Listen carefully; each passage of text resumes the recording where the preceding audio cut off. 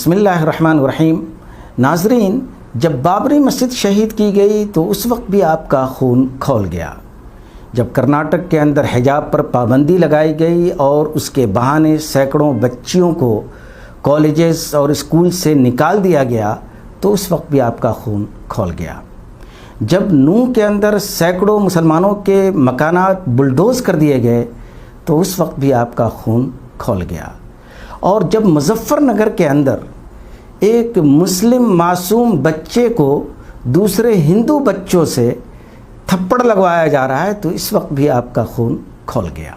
मुसलमानों के बरखिलाफ़ दूसरी कौमों का हाल बिल्कुल मुख्तलिफ है। जापान को ले लीजिए, 1945 में जापान को अमेरिका ने तहस नहस कर दिया, मगर सिर्फ 20 सालों के अंदर जापान अपने पैरों पर खड़ा हो गया और 1978 से लेकर के 2010 तक वो दुनिया की तीसरी इकोनॉमिक ताकत था। जापान ने ये ताकत कैसे हासिल कर ली? सिर्फ एजुकेशन, सिर्फ टेक्नोलॉजी। इज़राइल 1948 के अंदर जब बना तो इतना कमज़ोर था कि 5 अरब मुल्कों ने उस पर हमला कर दिया।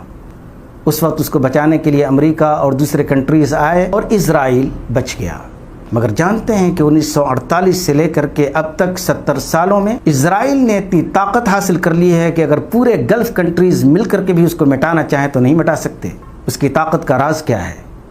उसकी ताकत का राज सिर्फ एजुकेशन और टेक्नोलॉजी है। दुनिया की किसी भी कौम को आप उठा करके देख लीजिए, अगर वो ताकतवर है तो उसकी ताकत के पीछे एजुकेशन है। मगर हमारे कुछ अहबाब ये बहाना पेश करने की कोशिश करेंगे कि वो तो कंट्री है, जापान एक कंट्री है, इज़राइल एक कंट्री है और हम हिंदुस्तान के अंदर माइनॉरिटी हैं, कमज़ोर हैं, लाचार हैं, तो फिर हम कैसे तरक्की कर सकते हैं? तो जनाब, अमेरिका के अंदर यहूदियों की आबादी सिर्फ 2.4% है, मगर अमेरिका के अंदर यहूदी इतनी ताकत रखते हैं कि वहाँ के पार्लियामेंट से लेकर के पंचायत तक कोई भी कानून उनकी मर्ज़ी के बगैर पास नहीं हो सकता। सिर्फ 2.4% ज्यूज़ अमेरिका के अंदर हैं और आप हिंदुस्तान के अंदर 14% हैं। उन्होंने वो ताकत कैसे हासिल की? सिर्फ एजुकेशन की वजह से। उत्तर प्रदेश जहाँ पर यह हादसा पेश आया, वहाँ मदरसों की कितनी तादाद है? 25,000। मैं मदरसों का मुखालिफ नहीं हूँ, मगर मैं ये कहना चाहता हूँ कि स्कूल हमने क्यों नहीं खोले? यूपी के अंदर मदरसों की तादाद 25,000 है, यानी हर 16 लाख पर एक मदरसा मौजूद है। आप मुझे बतलाएं कि कितने स्कूल्स हमने खोले हैं, कितने अज़ला के अंदर मुस्लिम स्कूल्स कायम हैं। सैकड़ों की तादाद में हर महल्ले के अंदर हमारी मस्जिद मौजूद है, हर 2-4 गांव पर एक मदरसा मौजूद है, मगर स्कूल मौजूद नहीं है, कॉलेज मौजूद नहीं है, यूनिवर्सिटी मौजूद नहीं है। जिसका नतीजा क्या है? जिसका नतीजा ये है कि हमारे बच्चे सिर्फ टायर पंक्चर बनाने वाले बनकर रह गए हैं और इसका ताना दूसरी कौमें देती हैं। आज हमारे बच्चे जब दूसरे के स्कूलों में जाते हैं और थप्पड़ खा करके आते हैं तो हमें गुस्सा आता है, हमारा खून खौलता है, मगर हम एक्शन नहीं ले सकते, हम अपनी तालीम का इंतज़ाम नहीं कर सकते। मुजफ्फरनगर जहाँ पर यह हादसा पेश आया उस पर ज़रा आप नज़र डालें। वहाँ पर मुसलमानों की आबादी 41% है, 41%। जिस शहर, जिस डिस्ट्रिक्ट की आबादी 41% हो, शर्म की बात है कि उसके बच्चे दूसरे के स्कूलों में जाकर के तालीम हासिल करें। मुजफ्फरनगर की पूरी आबादी 41 लाख के बराबर है, जिसके अंदर मुसलमानों की तादाद 16 लाख है और गैर मुस्लिमों की तादाद तकरीबन 24 लाख। अगर ये 16 लाख में से सिर्फ 1 लाख अफराद ये तय कर लें कि हमें स्कूल बनाना है और 1 लाख सिर्फ मुजफ्फरनगर के लोग सिर्फ 500 रुपये 5 साल तक दें तो हम 50 स्कूल कायम कर सकते हैं।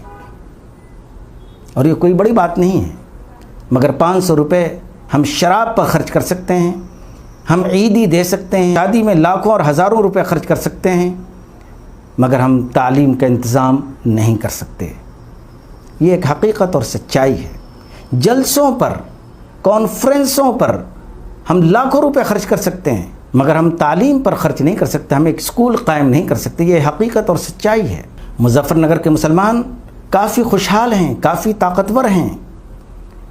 मैं उनसे ये कहना चाहूँगा کہ اگر آپ یہ طے کر لیں کہ ہر پنچایت کے اندر ہم ایک اسکول کھول کر کے 2-4 سالوں کے اندر اپنے بچوں کا انتظام کر لیں گے تو یقیناً اس تھپڑ کا جواب گویا کہ آپ نے دے دیا۔ آپ قائدین اور علماء کرام سے یہ امید نہ کریں کہ وہ آ کر کے آپ کے لیے کچھ اسکول کچھ کالجز کھولنے کی کوشش کریں گے۔ پچھلے 70 سالوں کی تاریخ یہ گواہ ہے کہ ہمارے قائدین اور ہمارے علماء کرام صرف مدرسوں اور صرف چندوں پر بھروسہ کرتے ہیں جہاں پر ان کی اپنی تشنگی کا سامان ملتا ہے۔ وہ اسکولوں اور کالجز اور ٹیکنیکل اداروں کے لیے نہ تو چندہ کر سکتے ہیں، نہ اس کے لیے کوشش کر سکتے ہیں، یہاں تک کہ اس کے لیے ایک تقریر بھی نہیں کر سکتے۔ یہ تو المیہ ہے ہماری قوم کا۔ اس لیے اگر آپ یہ چاہتے ہیں کہ آپ کی قوم ایسے حادثات اور ایسے واقعات سے بچے، آپ کی بچیوں کو حجاب کے نام پر اسکولوں اور کالجز سے نہ نکالا جائے، آپ کے بچوں کو تھپڑ نہ مارا جائے، تو اللہ کے واسطے آپ اپنے بچوں کی تعلیم کا انتظام کریں۔ کم از کم ہر پنچایت اور ہر بڑے گاؤں کے اندر ایک اسکول کھولنے کی کوشش کریں، اور اسی میں آپ کی ترقی مضمر ہے۔ نہیں تو اسی طرح آپ پستے رہیں گے، پٹتے رہیں گے، اور آپ کا خون کھولتا رہے گا، اور یہ گردش ایام اسی طرح چلتا رہے گا۔